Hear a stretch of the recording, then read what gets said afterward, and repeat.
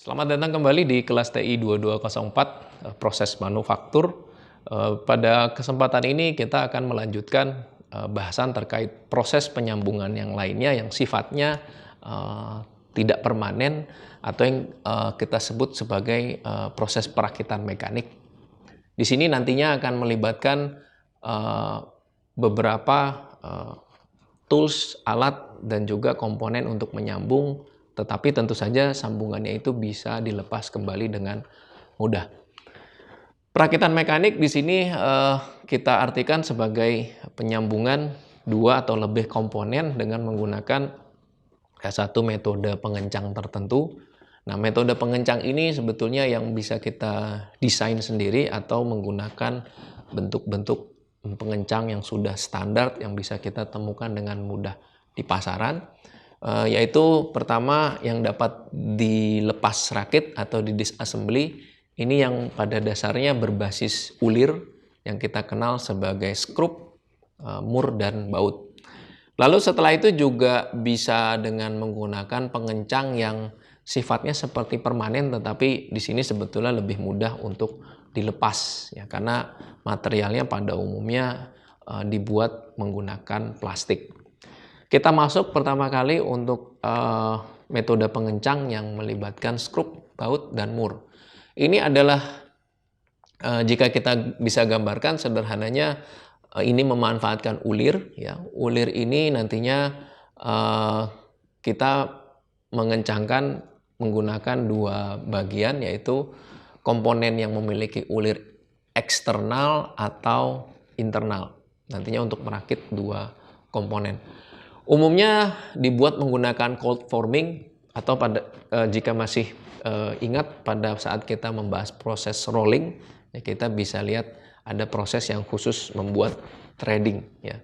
Terdapat dua roll yang memang sudah memiliki bentuk dari ulir. Ketika dia digerakkan terhadap satu batang silinder tertentu, maka batang silinder itu akan membentuk ulir. Lalu untuk material sendiri pada umumnya kita gunakan baja dan juga dilapisi bahan anti karat ya. Lalu apa perbedaannya sebetulnya antara baut dan skrup? Ya, kadang-kala kita juga suka tertukar yang mana baut, yang mana skrup. Kedua-duanya adalah pengencang berulir eksternal, cuma untuk memudahkan, skrup itu biasanya kita sebut sebagai self-tapping screws atau tidak ada pasangannya. Dia akan mengencangkan sendiri dengan membuat ulir di permukaan benda atau area yang sudah dibuat ulir ya, ulir internal. Tetapi untuk baut pada aplikasinya nanti akan diperbantungkan dengan mur untuk berpasangan menyambungkan dua bagian. Dari sisi bentuknya nantinya akan beragam, tetapi juga sudah ada standarnya yang bisa kita temukan dan kita beli di pasaran. Maksudnya apa? Nantinya dengan adanya standar ini memudahkan untuk interchangeability, artinya untuk merakit kita dengan mudah bisa menggunakan ulir yang sama untuk beragam lubang di komponen yang berbeda, asalkan ukuran diameternya juga sama. Lalu juga nantinya yang perlu dipertimbangkan adalah alat pengencangnya juga standar. Jadi jangan sampai kita nantinya mendesain sendiri skrup dan baut yang alat pengencangnya pun sulit untuk ditemukan di pasaran. Artinya produk tadi juga akan menjadi mahal karena nanti pengencangnya pun harus kita ikutkan di dalam packaging produk tersebut. Jadi biasanya kita menggunakan obeng, tetapi mata obengnya itu yang kadangkala sering dimodifikasi oleh produsen untuk menggunakan jenis pengencang yang memiliki desain kepala yang cukup unik. Misalkan di sini kita lihat mungkin yang paling sulit adalah yang berbentuk segi 6 internal. Mungkin sekarang khususnya untuk komponen komputer dan handphone ya, itu sudah menggunakan pengencang ulir yang bentuknya seperti bintang dan seterusnya. Itu juga memerlukan alat pengencang yang khusus. Berikutnya dari untuk variasi skrup ya. Di sini karena dia yang kita sebut sebagai self-tapping screws, pada dasarnya biasanya khusus untuk material logam, kita sudah buatkan terlebih dahulu ulir dalamnya, sehingga dengan mudah dia akan mengencangkan dengan sendirinya. Di sini bisa kita lihat ada bentuknya yang tanpa kepala, ya. Ada yang bentuk kepalanya persegi, ada yang memanfaatkan soket dan bentuk yang seperti bisa dibilang seperti flute gitu ya. Yang berikutnya di sini juga kita bisa lihat ada jenis ulir yang bisa diaplikasikan, ada yang renggang, ada yang rapat. Ini biasanya untuk membentuk ulirnya, tetapi yang kedua ini biasanya untuk material yang lebih lunak.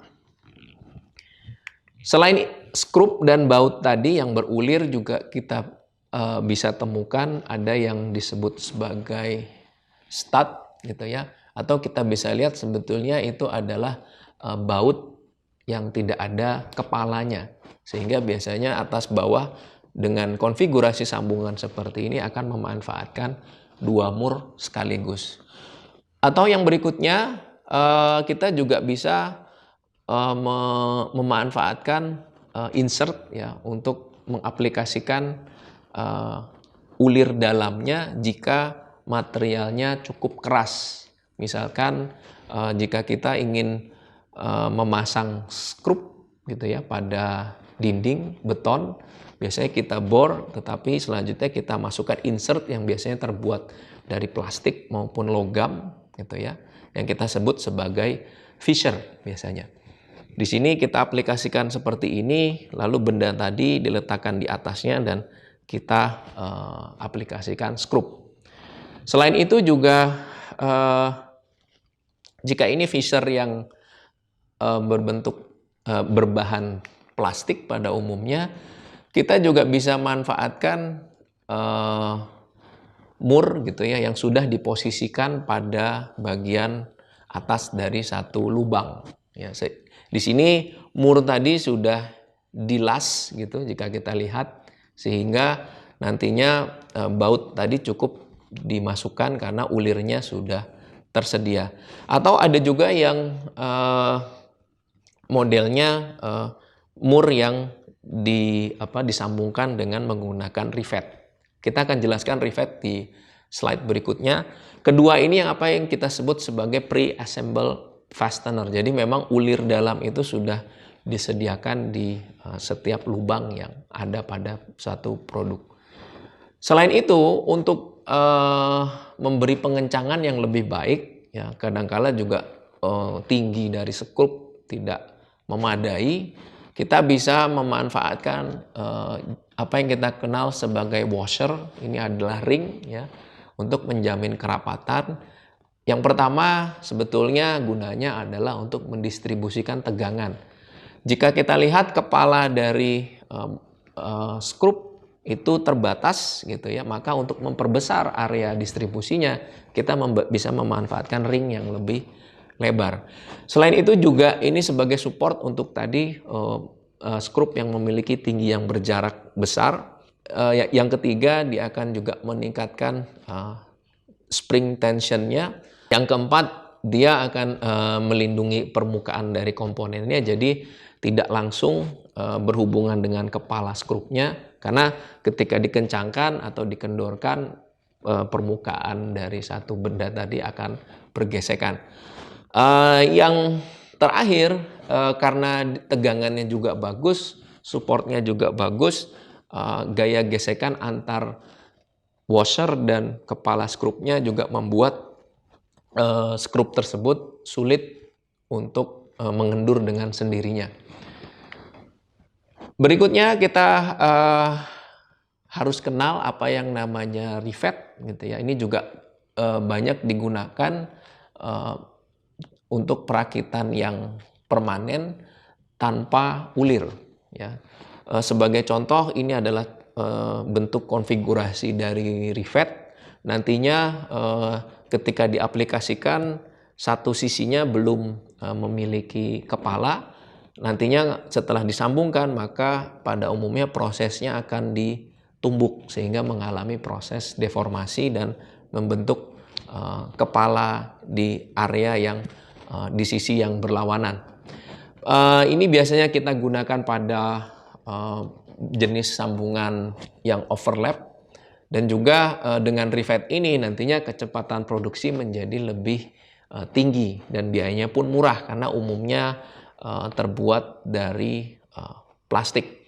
Metode toolingnya nantinya kita akan memanfaatkan hammer dengan tenaga pneumatik ya, dengan kompresi yang konstan, dan juga impact-nya juga yang diberikan perlu dikonstankan.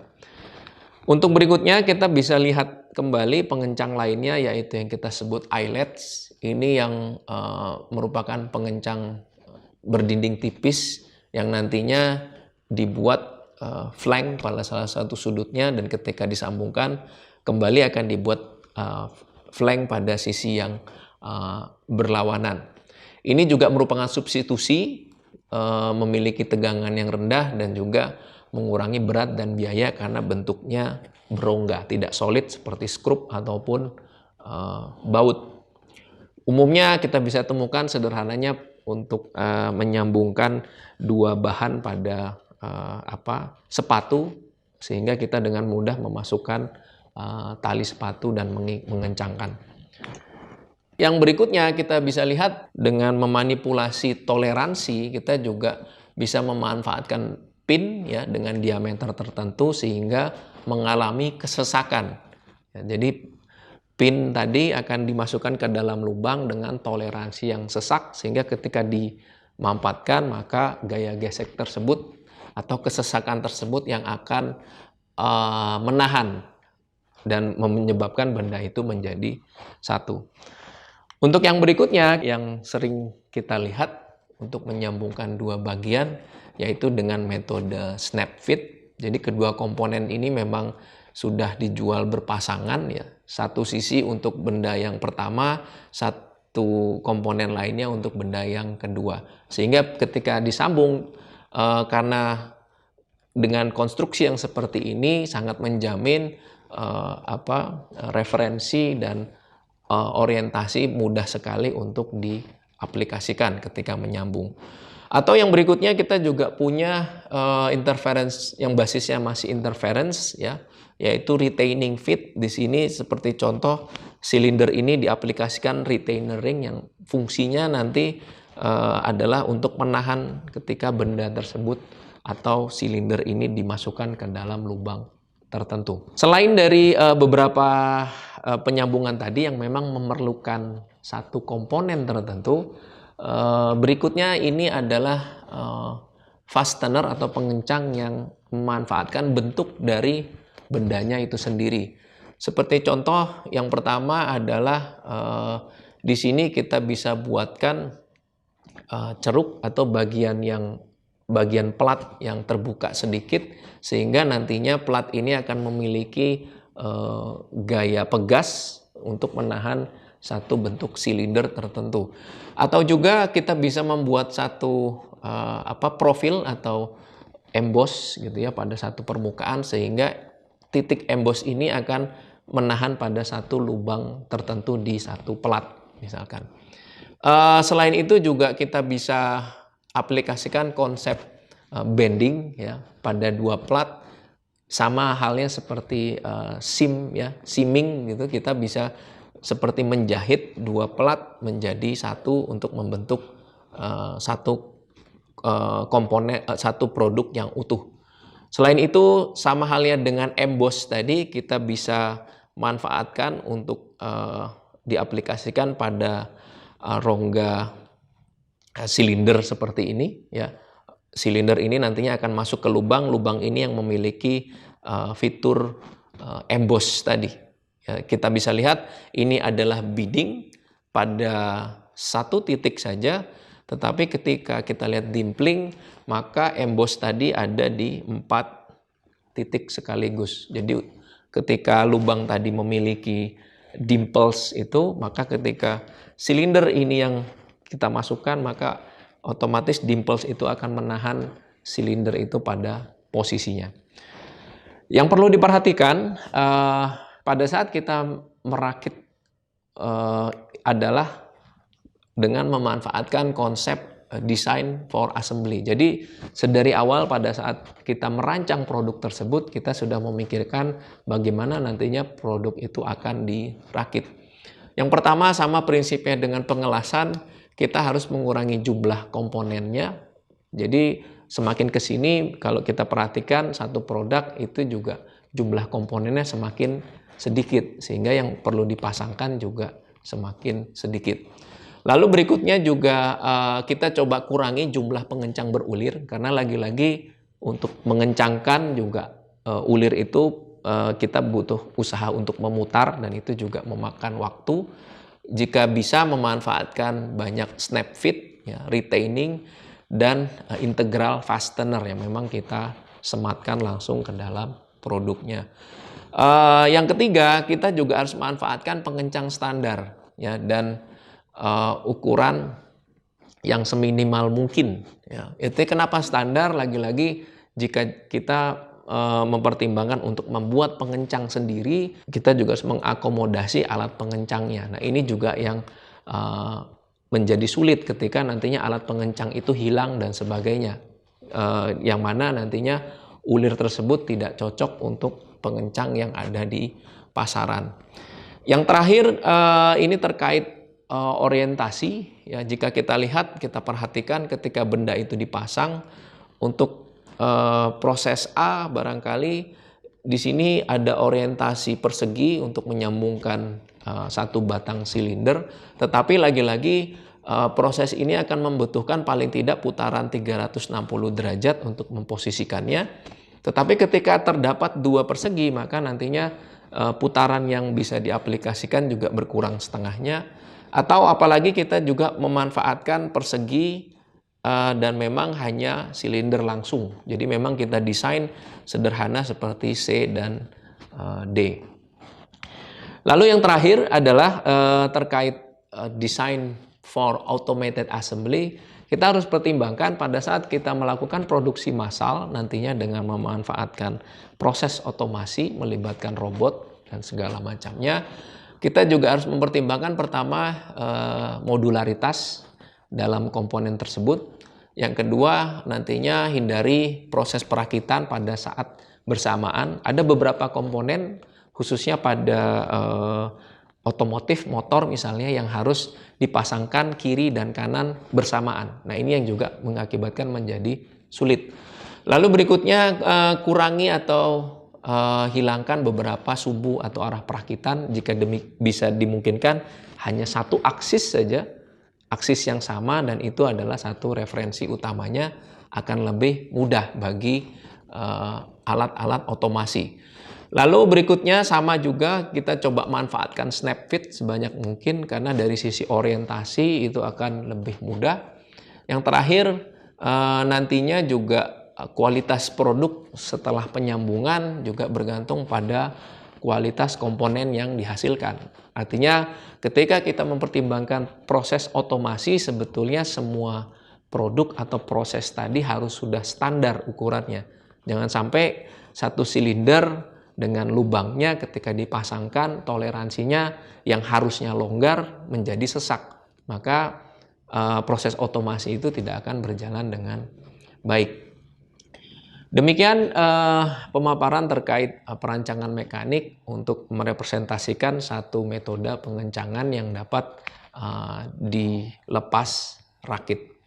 Terima kasih.